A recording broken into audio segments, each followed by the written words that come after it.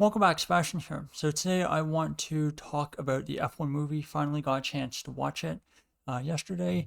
I want to give a short overview of the plot of the movie, talk about what I thought was good about the movie, what I thought was maybe not so strong, and just kind of give my overall opinion towards the end as well.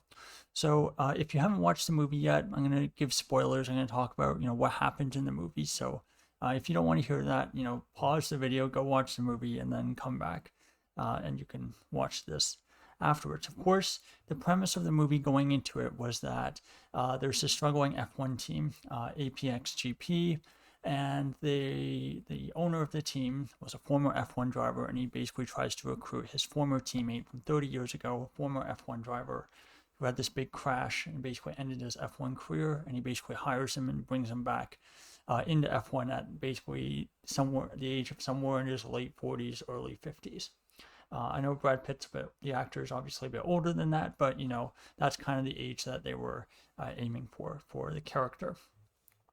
And so this APX team, it's been in F1 for I think 3 years of what they said earlier in the movie, hasn't scored a single point, and if they don't get a race win by the end of the season, they will be out of F1. So basically the main character, Sonny Hayes, he comes into the team halfway through the season, does a test at Silverstone. They decide, you know what, he's good enough, and they bring him in. And then they do basically 9 races, and they basically go through kind of the trials, what's a dramatization of the trials and tribulations of an F1 team in kind of a Hollywood-esque kind of format.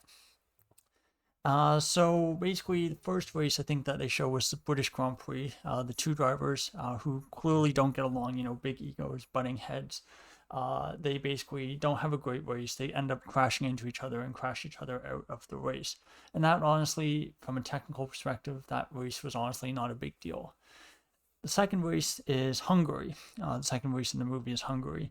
And there's some things in there that we'll talk about a bit later when I talk about things I wasn't so happy with. But in that race, Joshua Pierce, the younger, Hungary driver, ends up scoring the team's first points, and that's kind of a big milestone.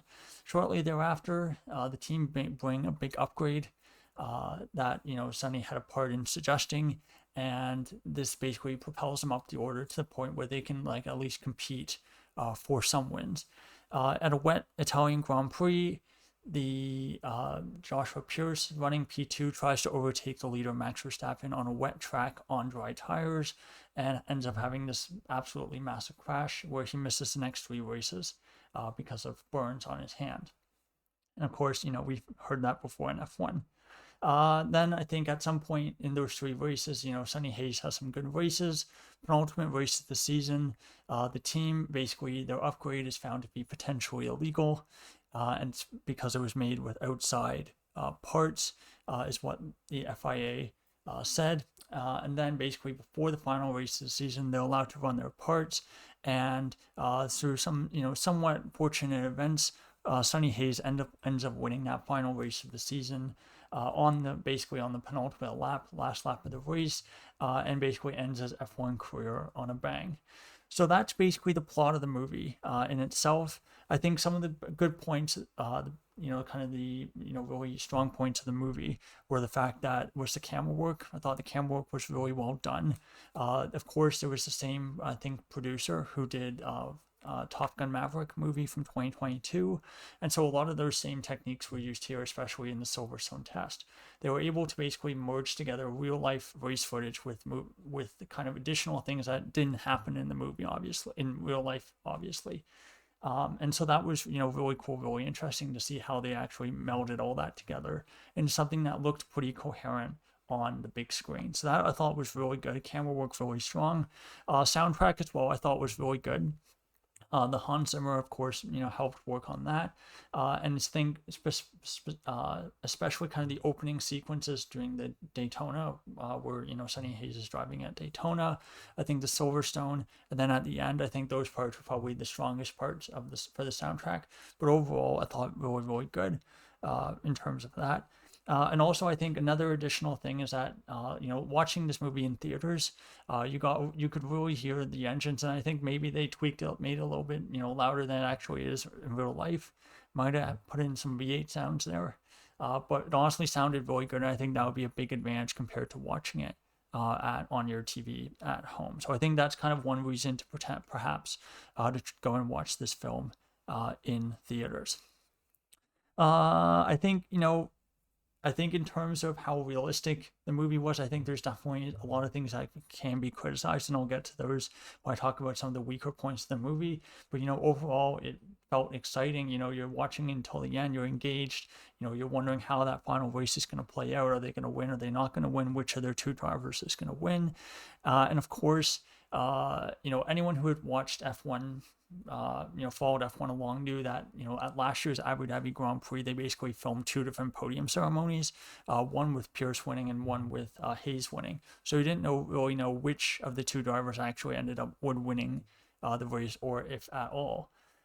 So there was at least some tension there, and like trying to figure out, who's gonna win at the end, or if they're gonna actually get that win. So I do think there was some excitement there. I don't know how much rewatch value there would be. Like, with some really good films, you can watch them 10, 15 times and you still enjoy it every single time you watch. With this, I'm not sure how, if I go and watch it a second time in, a month or maybe 6 months from now, how much will I still enjoy the movie? I'm not so sure on that front. In terms of, I think, weaknesses of the movie, I think there's quite a few that you can go with. I think one that I think I really didn't like was, I thought the romantic subplot felt really forced, and it felt very, and even if you say, oh, it's Hollywood, with these kinds of movies, it's very normal to have that kind of subplot in the movie. There was very, very little chemistry, I felt, between Sonny Hayes and Kate McKenna, who is the kind of technical director of the APXGP team. And it felt like that kind of subplot felt very forced and a little bit awkward. So, that was definitely something that I thought was a bit of a weakness of the movie in itself. One of the weaker points in the movie, and I felt that time could have been better explored, perhaps exploring the relationship between either of the two drivers and their fathers. Because something that came up towards the end of the movie was that both of their fathers had died when they were 13. So that's something that I think you could have had a little bit more of an interesting story there, particularly if one of them had a more motorsport background, or if they had a really big influence on them getting into motorsport, because that is something that does have some real world, tangible, examples there that can, you can point to and say, this is something that can sometimes actually end up happening in real life. And then I think another thing was that in terms of realisticness, I do think that there's some things that were not so good. There were some parts, like they would have these team briefings before some of the races where they would say, okay, plan A is going to be start on the mediums and do a 1-stop to hards. Plan B is to start on the mediums and do a 2 stops on the hard, or something like that. And so they were trying to include real world F1 strategies into the movie, and I thought that was pretty good. And again, they had this set up during those scenes where they would have a team briefing, where you'd have, the team principal or whoever's leading the meeting at the end of the table, and then you'd have the two drivers leading on the side, and it looked like, a real world F1 debrief. So I thought, that was, pretty well done, pretty well set up. Something that was not particularly well set up, though, was maybe some of the execution, some of the Hollywood, extravagantness that you unfortunately kind of get with these movies. So, for example, during the Hungarian race, Sonny Hayes comes up with this thing called Plan C. It's called Plan C for combat. And basically what happens is he has some contact with another car, damages his front wing, has to come in and pit, and he basically gets a new front wing, ends up a lap down. A bunch of drivers come in, and he comes over the radio telling the team not to make sure his teammate stays out. This then repeats itself 2 more times. So even though he's a lap down, he gets himself into some kind of contact with another driver in one case. In another, he basically goes into a gravel trap, or that might have been the Monza one, but that might have been a different race. But there's another scene where he basically goes into a gravel trap and brings gravel back on the track to bring out a virtual safety car. So and then after this second incident, at least for this Hungary race, he basically then repeats it and says, oh yeah, make sure, Pierce stays out, and I'll go around another lap and do this again. So, and there was basically kind of a crash gate like situation where, you know, one driver was sacrificing their race intentionally in order to help their teammate. And of course, in the real world, this almost certainly would have been resulted in like a black flag disqualification. Both drivers probably would have gone disqualified for that. Big fine for the team, and of course, that's not what ends up happening in the movie. Pierce basically gets a P9 or P10, gets his first points in Formula One, and it's kind of this start of this big turning point in the story. Now, of course, you know, when you make an F1 movie, you kind of have to make it so that it's for a casual audience as well, just in the same way that Drive to Survive is also made for a casual audience. Because again, you're trying to get new fans involved. You want to make it so that it's not at a super technical level that, you know, 80% of people don't understand what's going on, right? So again, there's some understanding that kind of dumbing things down is a bit of a necessity in this case. But with some of these things like this Plan C, again, it's like just kind of is completely unrealistic that that situation would be allowed to happen in real life. Another big thing was that basically shortly after this race, Sonny Hayes basically goes to the technical director Kate McKenna and says, "I want you to make a car that can follow another car basically very, very closely." And of course, you know, I understand what was going on here. They were trying to make it so that it was easy to understand, something that was kind of understandable, without kind of getting too much into the weeds of F1 aerodynamics and such. But obviously, it's very much not how F1 teams go about, you know, creating upgrades and, you know, improving their car. And basically, because Hayes wants a car where he can attack other cars in the corner and follow down the straights, that kind of thing. So, yeah, a little bit quite unrealistic there, I should say. So again, that's another thing that is, I think, a valid criticism of the movie, that there's just some of these things that are, you know, a little bit too unrealistic. Now, one of these things that was quite a big talking point was that you had these two really massive crash scenes. The first one was at the Italian Grand Prix, where Pierce is basically after the upgrades, the car is much improved, and he basically tries to overtake Max Verstappen for the lead of the race on dry tires on a wet track, which is just kind of completely the opposite of how things usually would be. Usually, it would be the driver on intermediate tires overtaking the driver on dries.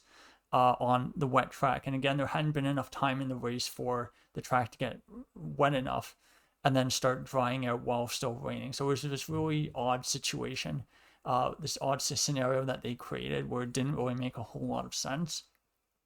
But in the scene, you know, Pierce basically tries to go around the outside of Parabolica to overtake Verstappen on the penultimate lap. He basically clips this sausage curve that is still there, and he basically goes flying over the catch fencing, and the car bursts into flames.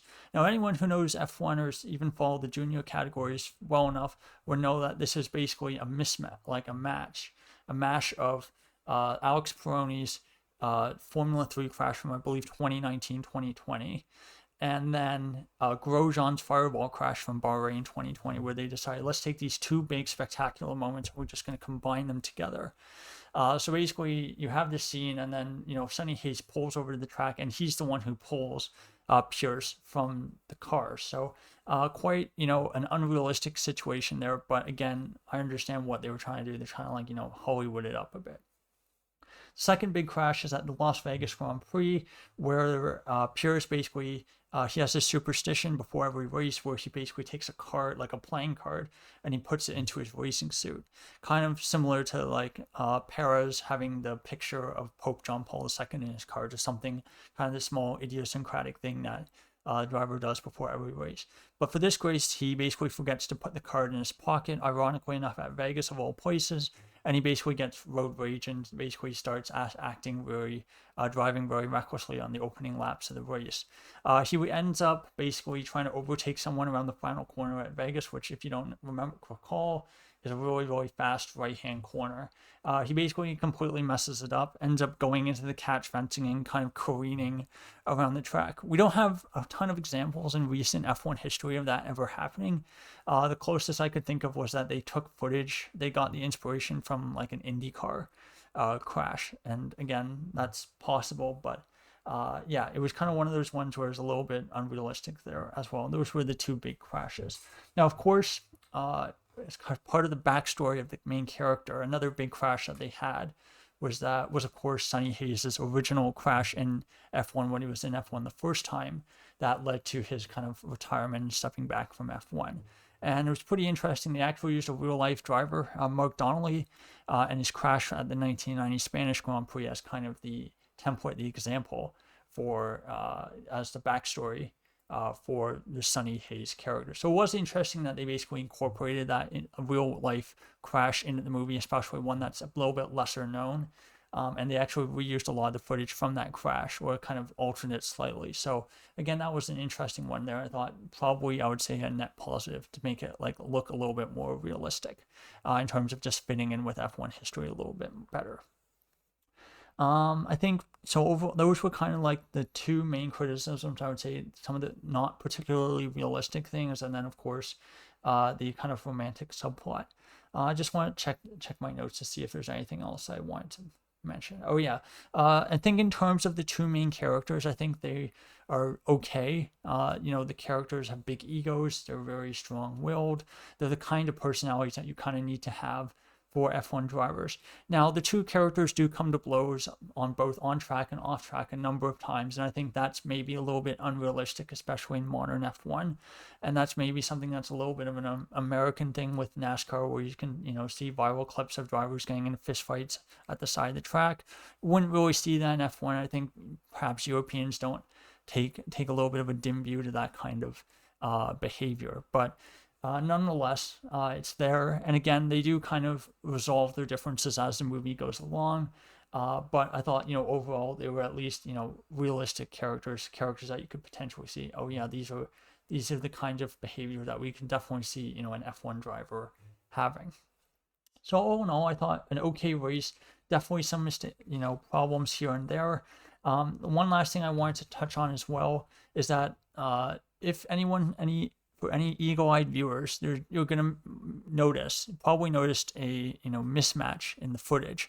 All of the on-track footage is from 2023, but a lot of the footage off-track at the side of the track, in the pit lane, grid walk, kind of the anthems at the start of the race, the podium celebration at the very, very end, that footage is all taken from 2024. And of course, you would think, that's really silly. They should have just done it all at once. Well, unfortunately, because of the actor strike that happened mid-2023, they had to stop filming at a really, really awkward time. So that's unfortunately why that kind of discrepancy, why there's that mismatch there. It's not really their fault.